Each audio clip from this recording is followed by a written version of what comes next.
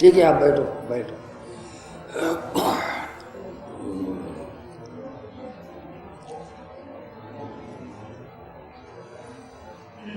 The great concentration called yoga meditation is somewhat akin to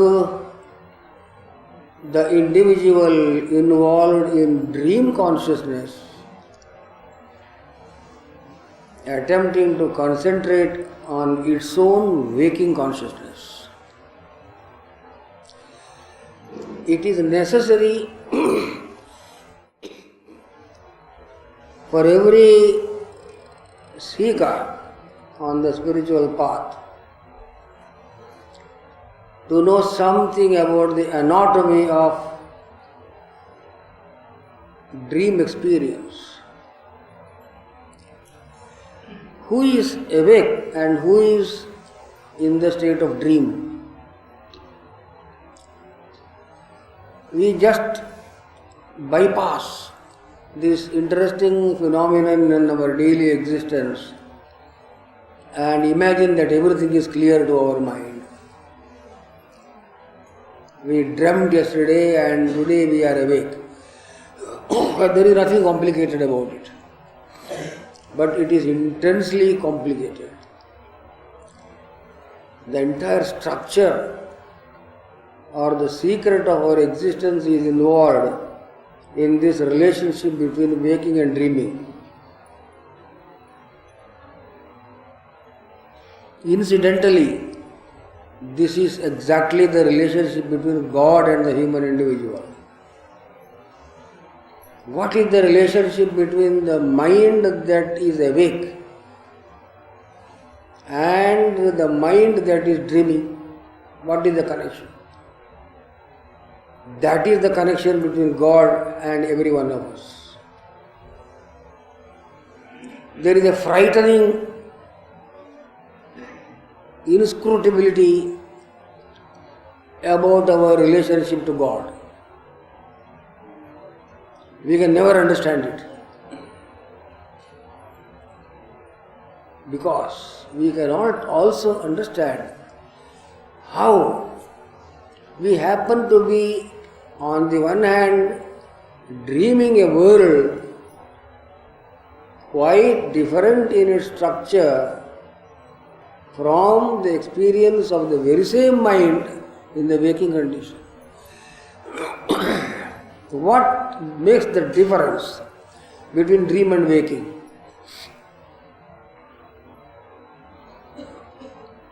One person continuously is existing in both the states. That is why there is a statement often made, I slept, I dreamt, and now I am awake. But who actually dreamt? Is the waking mind dreaming? That would be a self-contradiction. The waking mind that is ours at present cannot be regarded as the one that is dreaming, because waking and dreaming cannot go together. When the one state is, the other state goes. So it is not true that the waking consciousness itself is dreaming. Then who is dreaming? Nobody has thought over this problem because the enigma of the whole creation is so entangling and deluding that it will not permit even the raising of such questions. It is like asking a magician, how did you suddenly produce a sparrow from your empty hand?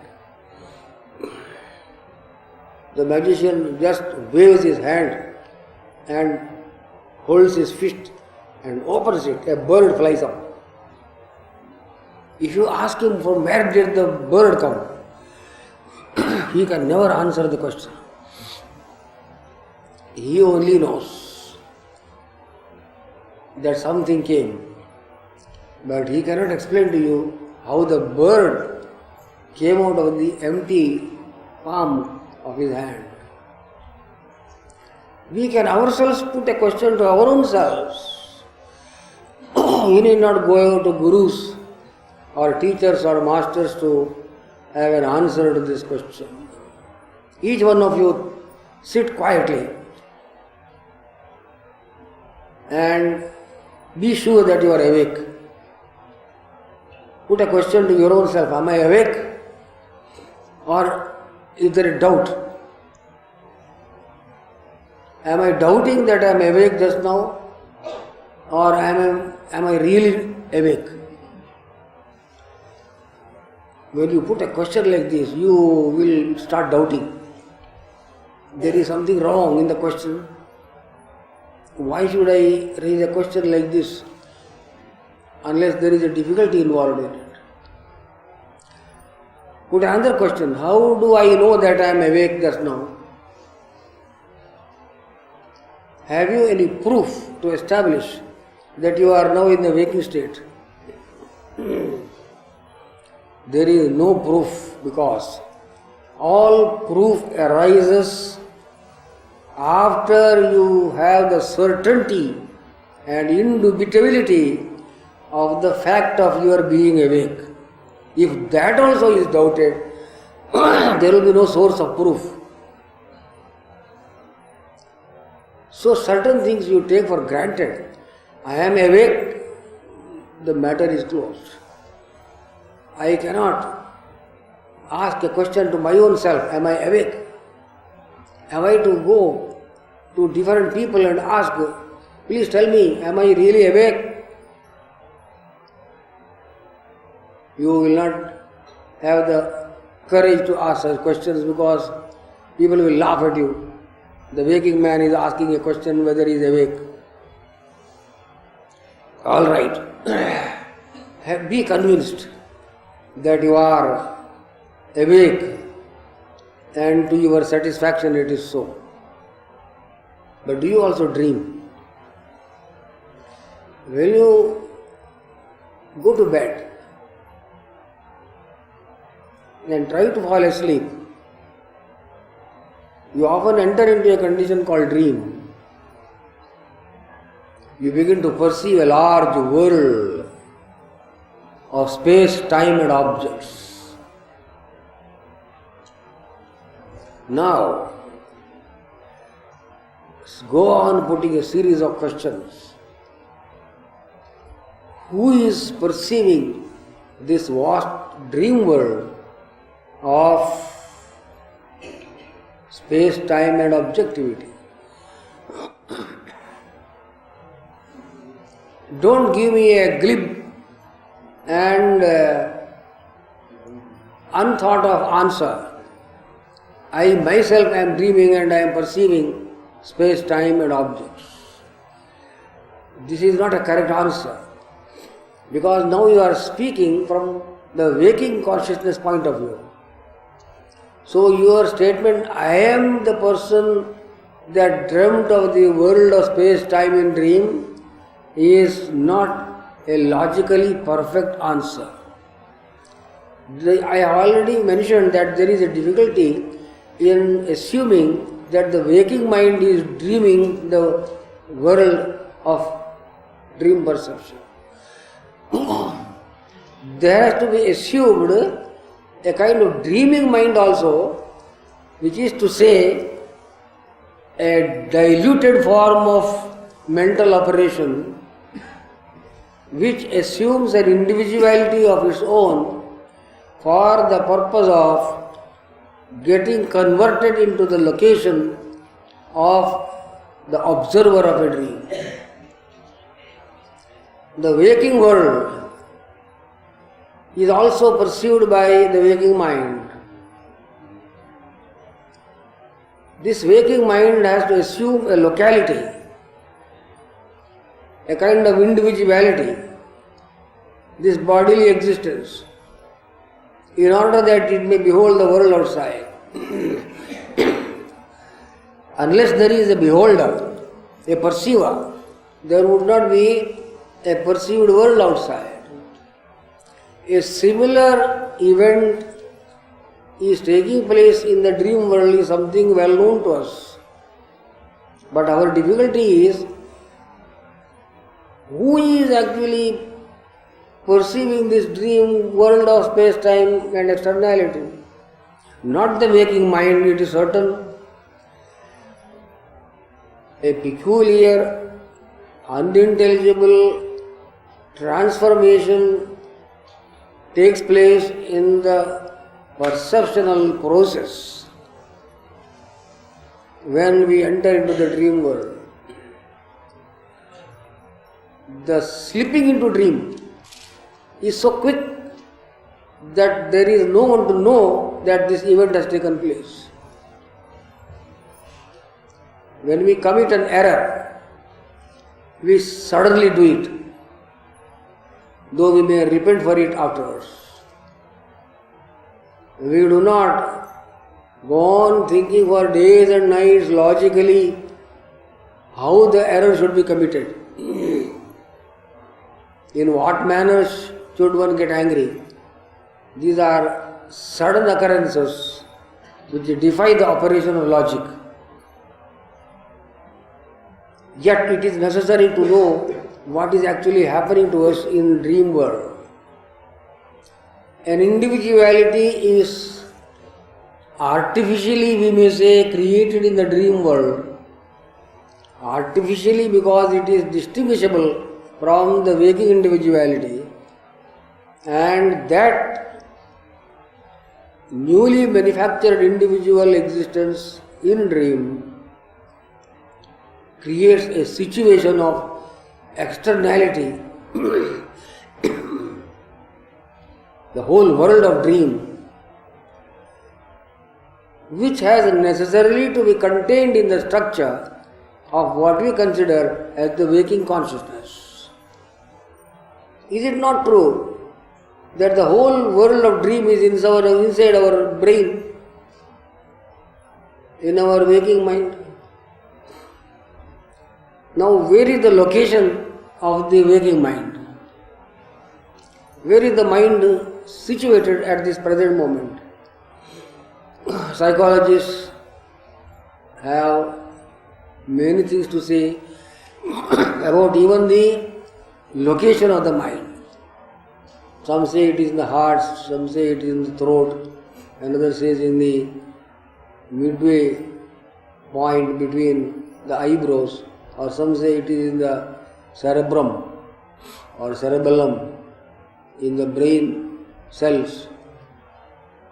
But how does this little force of thought, which we call the mind, manage to modify itself, transmute itself into a large spatio-temporal world in the dream world and begin to perceive it, unless it has to assume another dramatic actor-like role of a conceived individuality in the dream world, distinguishable from the waking individuality. It is not the waking individual that is actually dreaming the world of dream, because we cannot have two kinds of experience at the same time. You cannot be waking and dreaming at the same time. This analysis of the relationship between the dreaming individual and the waking individual may give us some clue as to the manner in which we have to carry on yogic meditation. We say yoga is principally meditation on God.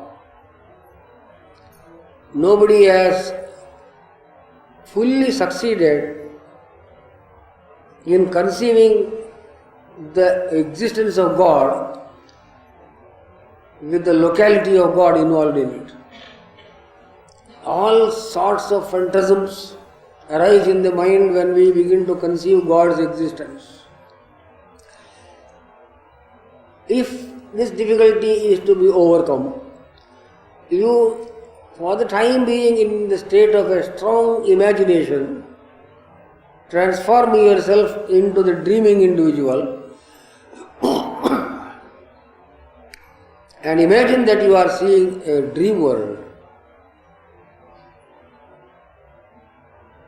This whole world is the dream world, and I am the dream individual who is to wake up into a consciousness which would include within itself not only myself as the dreamer, but also the whole space-time world of dream perception. That is the waking mind. Actually, that is called God. There is not much of a difficulty in convincing ourselves about our relationship between God and the individuality that is ours. We need not too much scratch our brain on this matter, reading too many scriptures and all that.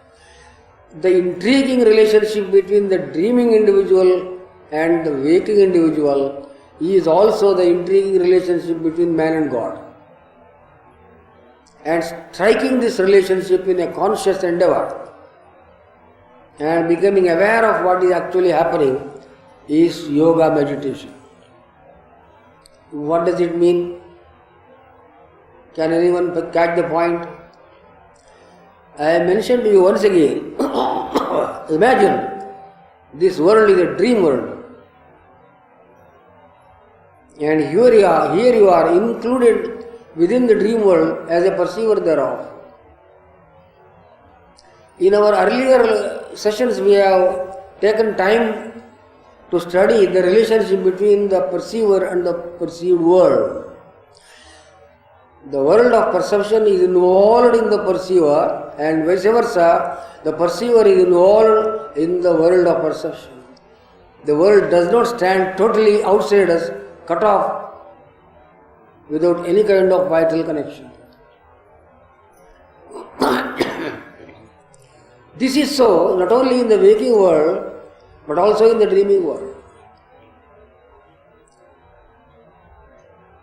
In the same way as the events of the world are connected to our individual existence in this world, physically, psychologically, socially, in every way, so is the connection between everything in the dream world with the dreaming individual. Now, how do you start meditating then? On God the Creator. God the Creator is just the waking consciousness creating this dreaming world. Where is this God sitting? How far? We put a question like this many a time. How far is God? God is as far from us as the waking mind is from the dreaming mind. Each one of you can assess the length, the distance between the dreaming individual and the waking individual. There is certainly a distance. It is like the distance between death and rebirth. But it is not a measurable distance in space and time. It is an unimaginable self-transformation that is taking place, where we cease to be something and we become another thing at the same time. As we cannot understand the relationship between death and rebirth, however much we may brood over this phenomenon, so also we cannot know what is happening to us when we are awake and the dream world is abolished completely. Where is the dream world? You are woken up from dream and you do not see the world of dream at all. All these mountains and rivers and people and the entire population of humankind that you saw in this vast creation of the dream world, where are they now when you are awake? They have not vanished in a sense of negation ultimately. They have been absorbed into a wider mind which manifested itself as a spatio-temporal external world together with an individuality necessary for the perceiving of the dream world. If you want to wake up into the consciousness of what you call the waking world, while you are in dream, what will you do? This is a feat of exercise of your mind. Imagine that you are dreaming and now you want to wake up. Don't take this as a kind of theoretical argument. It is an actual thing that is happening and it will take place again when you will depart from this world. So place yourself in the context of a dreamer. Now I want to wake up. What do you mean by waking up? I have to do something with this world of perception. I have to deal with it in some way in order that I may awake. What do you expect to do with this dreaming world when you want to attain the waking consciousness? Remember the sentence that I uttered a few minutes before, that the world of perception is involved in the perceiver. To wake up is actually to awaken the whole world which you are perceiving, because when you have woken up into the waking consciousness, you have not left the dream world somewhere far away and come individually unconnected with them. The world of dream has come up with you, got dissolved at once in the waking mind. This is what you are trying to do in yoga meditation. This is exactly the technique of dissolving individuality in universal consciousness, God consciousness. It is quite obvious what exactly is the technique that we have to adopt in dream in order that we may wake up and in order that we may not continue dreaming. The operational faculties causing the dream world have to be restrained. Who are these operational faculties? Which are they? The eye that sees the dream world, the ear that hears the dream sound, and so on, the 5 sensations with which we are quite aware and familiar. These sensations should not be allowed to engage themselves intensely in that enjoyment they call in the form of the perception of the world.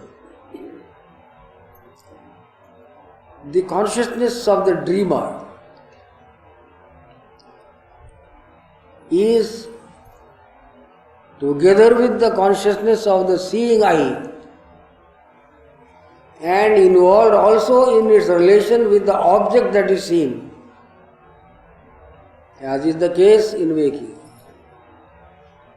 The object that you see in dream, the faculty of perception that is the eye, which is the medium of perceiving the world of dream externally, and the consciousness thereof. They are all intertwined and one cannot be separated from the other. You are eagerly awaiting awakening. I do not wish to continue dreaming. I want to wake up into the world of reality. World of reality. What does it mean actually?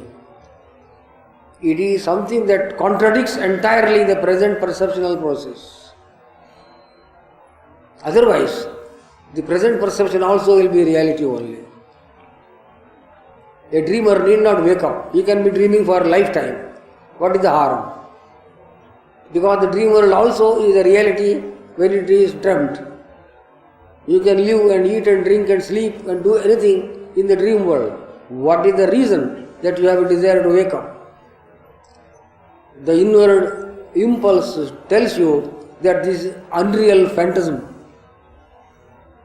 The dream world is a fantasy, it is a total unreality. The consciousness has to remodify itself, restructure itself, in order that it may become the waking consciousness, so called. If you imagine that you are conscious even in the dreaming condition, which never happens really,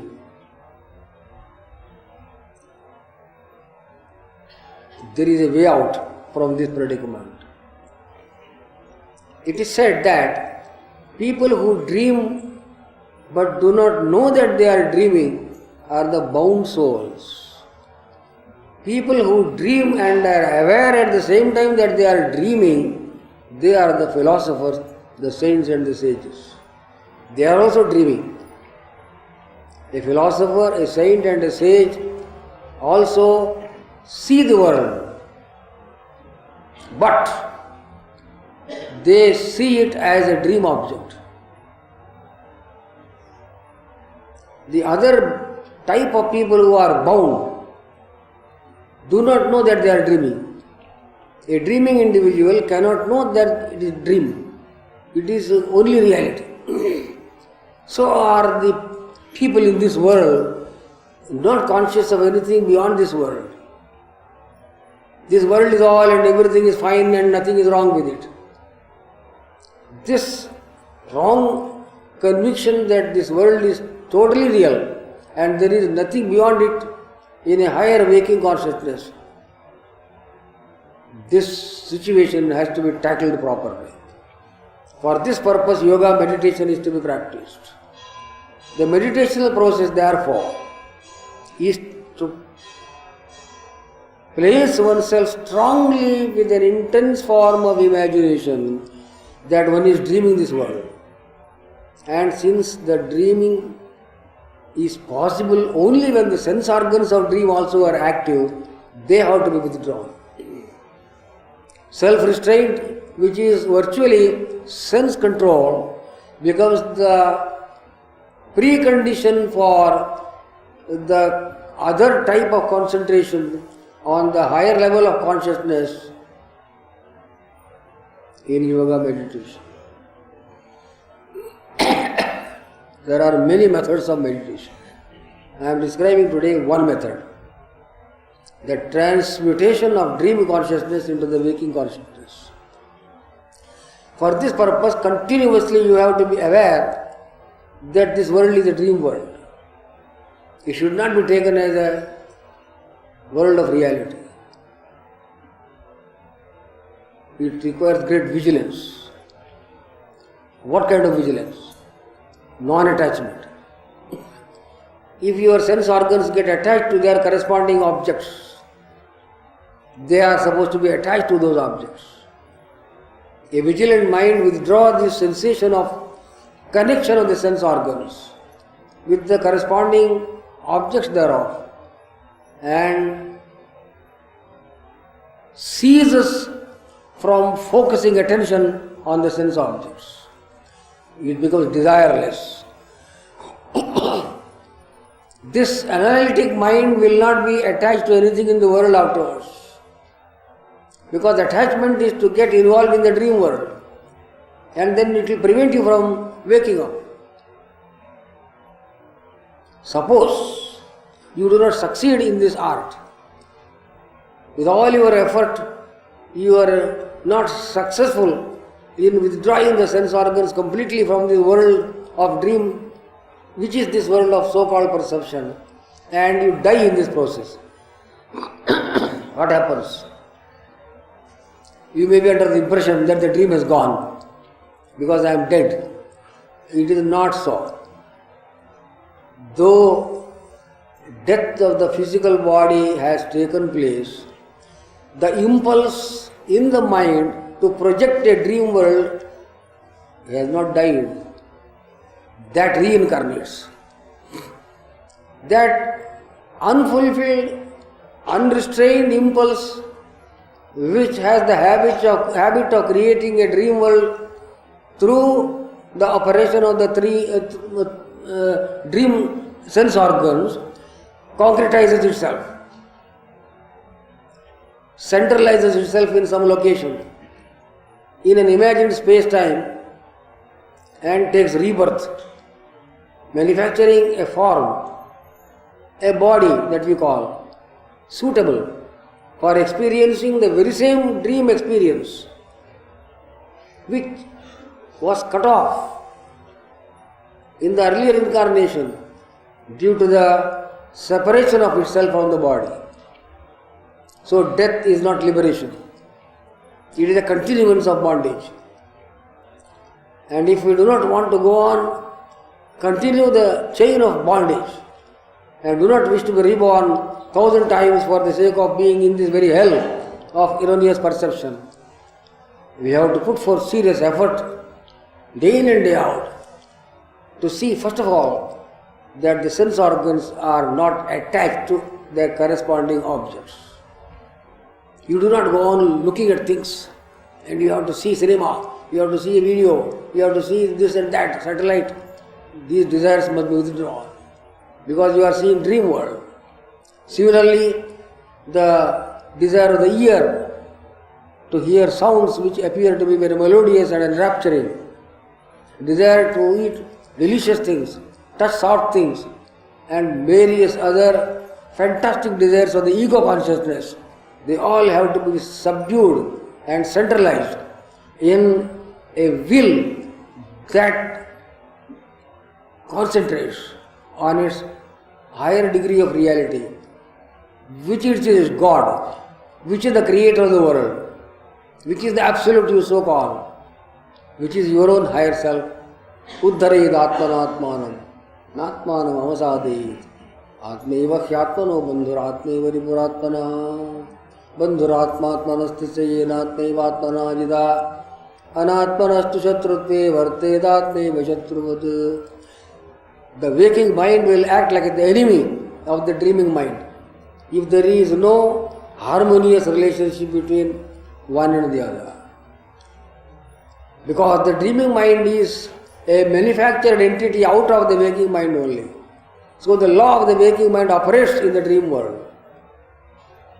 Thus, the law of the cosmic mind operates in this whole process of world perception.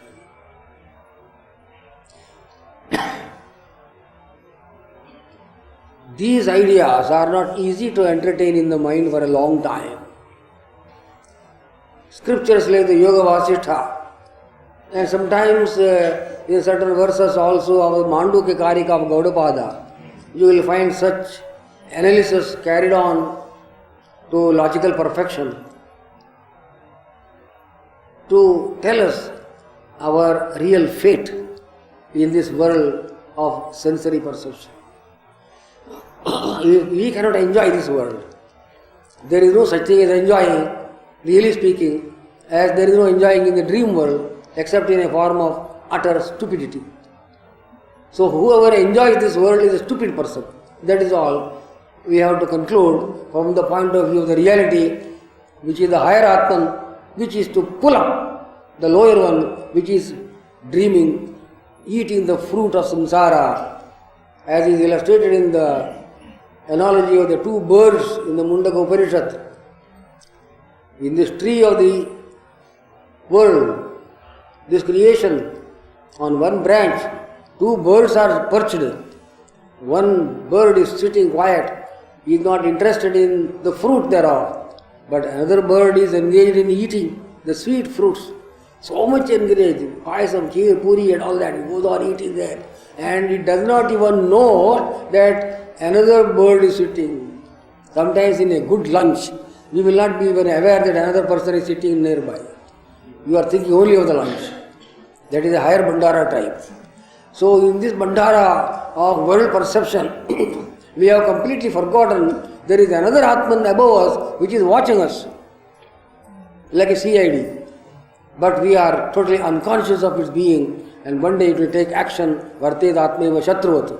Like a policeman arresting, the higher mind may arrest this lower mind involved in this eating of the sweet fruit. Actually it is not sweet.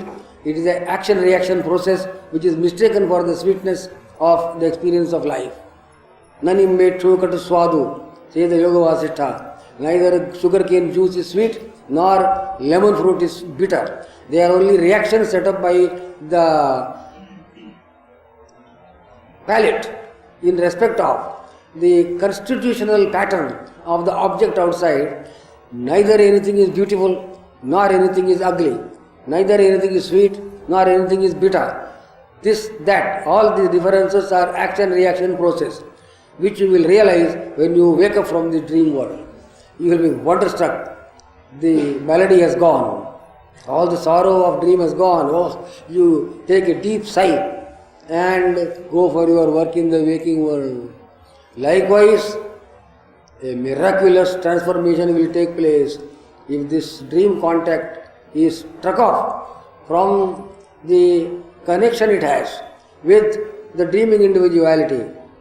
By yoga meditation, one technique of which I mentioned today, which is the analysis of the relationship between the dreaming individual and the waking individual, who himself is God Almighty.